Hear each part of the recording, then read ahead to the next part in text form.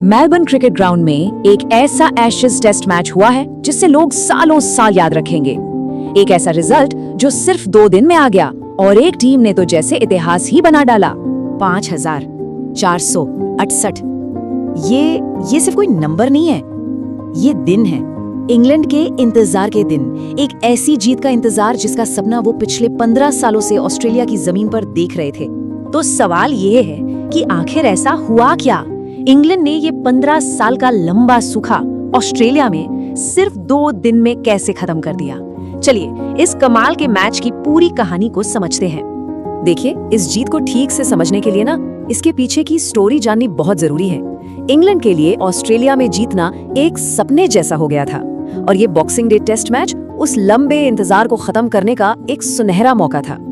और फिर शुरू हुआ मैच का दूसरा दिन। यहाँ इंग्लैंड के बॉलर्स ने ऐसी तबाही मचाई कि ऑस्ट्रेलियन बल्लेबाज बस देखते रह गए। यही वो मोमेंट था जहां से मैच पूरी तरह से इंग्लैंड की तरफ घूम गया। ऑस्ट्रेलिया ने दिन की शुरुआत तो 4x4 से की थी, लग रहा था सब ठीक है, लेकिन देखते ही देखते उनकी पूरी टीम सिर्फ 132 रन पर ऑल आउट हो गई। सोच सकते हैं, ट्रेविस हेड ने थोड़ी कोशिश जरूर की, 46 रन बनाए, पर उनके अलावा कोई भी इंग्लिश अटैक के सामने टिक नहीं पाया। स्टीव स्मिथ एक तरफ से 24 रन बनाकर नॉट आउट खड़े थे, लेकिन दूसरी तरफ से तो जैसे विकेट्स की लाइन लगी हुई थी। और इस कोलैप्स के पीछे थे 2 हीरो। पहले ब्राइडन कार्से, क्या बॉलिंग की, सिर्फ 34 रन देकर 4 विकेट्स। और उनका साथ दिया खुद कप्तान बेन स्टोक्स ने, जिन्होंने 24 रन देकर 3 इंपॉर्टेंट विकेट्स लिए। इन दोनों ने मिलकर ऑस्ट्रेलियन बैटिंग की कमर ही तोड़ दी।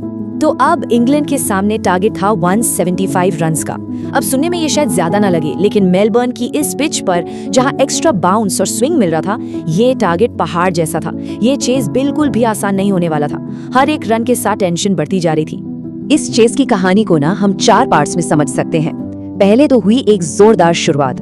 बेन डकेट और जैक क्रॉले ने 51 रन की तेज पार्टनरशिप करके एक सॉलिड फाउंडेशन सेट किया। फिर आए यंग जेकब बेथल, क्या कमाल की पारी खेली, सबसे ज्यादा 40 रन बनाए और टीम को जीत के बहुत करीब ले गए।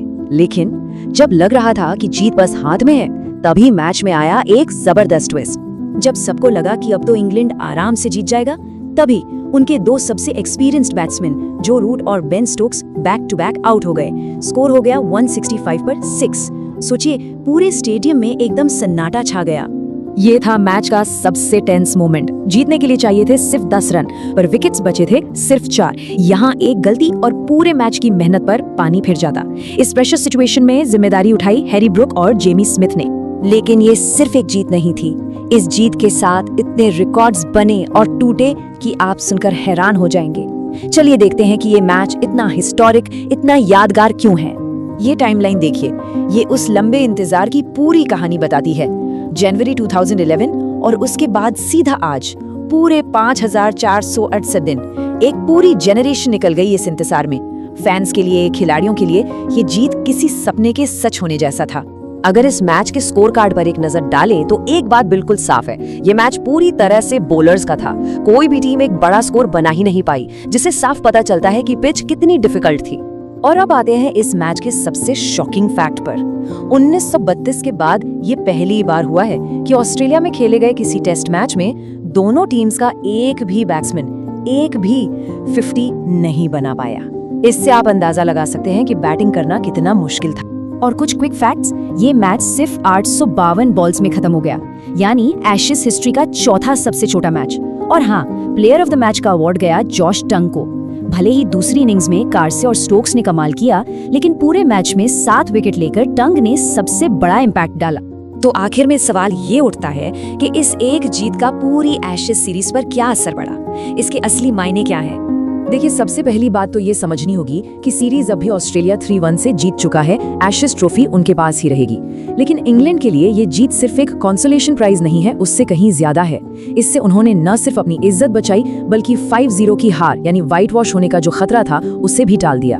तो इस पूरी कहानी को हम इसी सवाल के साथ छोड़ते हैं, क्या ये सिर्फ एक सांत्वना जीत थी, या फिर ये ऑस्ट्रेलिया में इंग्लैंड क्रिकेट के लिए एक नए चैप्टर की शुरुआत है? इसका जवाब अब वक्त ही देगा।